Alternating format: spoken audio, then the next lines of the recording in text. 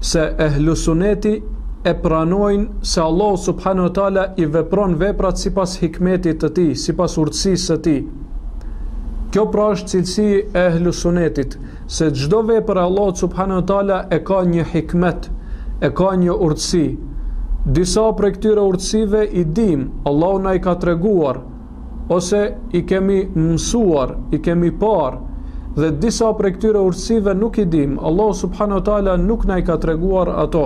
Mirë po çdo vepër e tij subhanahu wa taala patjetër që të jetë sipas urtësisë së tij.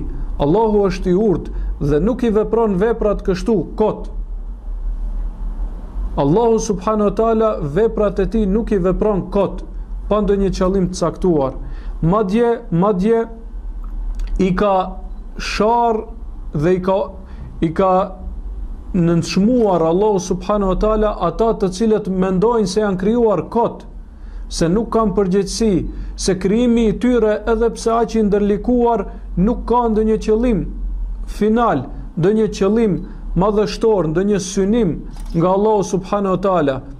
Allahu i lartësuar po thot se këta janë njerëz të humbur, si ka mundësi që të mendojnë se Allahu krijon kot, se nuk do të merren përgjegjësi, se qëllimi i krijimit të tyre nuk është i caktuar prej tij subhanahu wa taala. Si ka mundësi që ta mendojnë një gjë të tillë?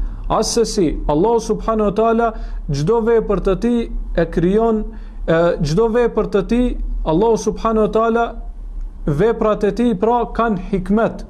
Krijesat e tij i krijon për ndonjë hikmet, për ndonjë urtësi, el hikme. Allahu prej cilësive të tij subhanahu wa taala është el hakim, i urti, është prej emrave të Allahut subhanahu wa taala, dhe prej cilësive të tij është se çdo vepër e vepron me ndonjë urtësi të caktuar. Dhe po ashtu ehlusuneti i pranojnë sebepet, edhe pranojnë ndikimin e sebepeve me lejen e Allahut subhanahu wa taala. E pranojnë ndikimin e sebepeve, sepse këto ligje, këto shkaqe i ka caktuar Allahu subhanahu wa taala. Andaj e pranojnë ehlusuneti se zjarri është shkak për djegje. Allahu e ka bërë të tillë që zjarri të djeg. Mirë po, kjo sipas besimit të ehlusunetit është në dëshirën e Allahut. Në momentin që Allahu dëshiron që zjarri mos të djeg, mund që ta urdhërojë dhe të bëhet i tillë që nuk e djeg ndonjë krijesë caktuar, siç ka ndodhur me Ibrahimin alayhis salam. Po ashtu, prej shkaqeve që Allahu subhanahu wa taala e ka caktuar është që për të pas fëmijë duhet të ketë marrëdhënie intime në mes të burrit dhe gruas. Dhe ky është shkak, Allahu subhanahu wa taala e ka caktuar kështu. Mirë po edhe kjo është në dëshirën e Allahut. Dhe ka ndodhur që Meriemi të ketë fëmijë pa pasur kontakt me ndonjë burr. Dhe çdo shkak tjetër është në dëshirën e Allahut subhanahu wa taala. Allahu e ka bërë kështu, Allahu e ka vendosur dhe kur të dëshiron ai mund ta ngrejë. Mirë po ehlusuneti i pranon shkaqet. Ehlusuneti i pranon shkaqet dhe e pranon se ligji i Allahut subhanahu wa taala është që për të vepruar diçka, për të ndodhur një reakcion, duhet të ndodhet shkaku i kësaj, shkaku i saj. Për të djegur duhet të vi deri tek zjarri për ta djegur diçka. Uji e shuan atë, e kështu me radhë. Pra, nxehtësia, ftohtësia dhe çdo lloj shkaku të cilën Allahu e ka caktuar për këtë botë, ehlusuneti i pranon, mirë po në ndikimin e Allahut subhanahu wa taala dhe janë në dëshirën e Allahut subhanahu wa taala.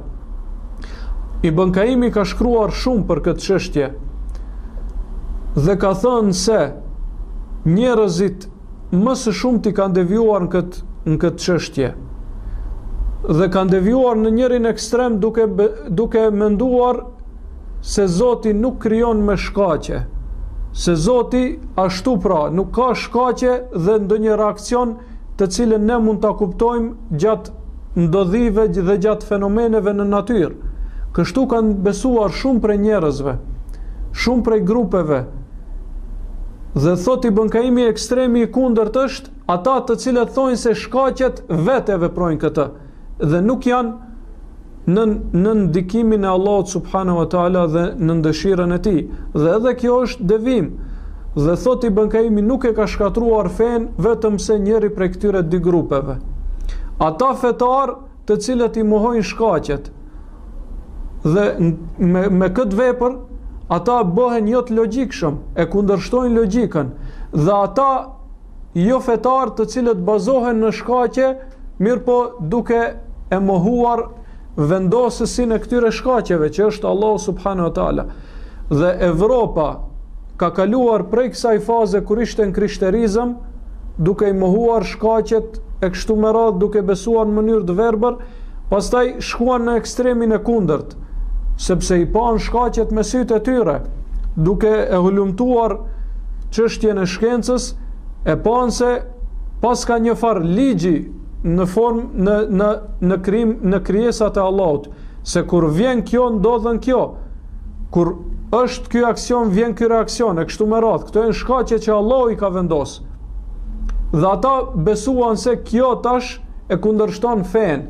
Faktikisht fen e devijuar të krishterë dhe atëherë u larguan prej fesë. Kurse mesatarja është ti pranojmë shkaqet që Allahu i ka caktuar, i pranojmë ato. Mirë po themi se janë të vendosura prej Allahut dhe kur të dëshiron Allahu mund ta veproj edhe pa shkakun e caktuar, mund ta ngrit atë shkak. Pra janë në dëshirën e Allahut. Dhe kjo është mesi, si zakonisht.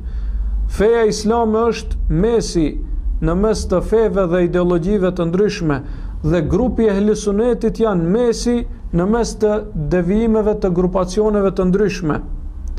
Dhe e vërteta është në mes të dy ekstremeve, ekstremit të djathtë dhe ekstremit të majt. E vërteta është në mes.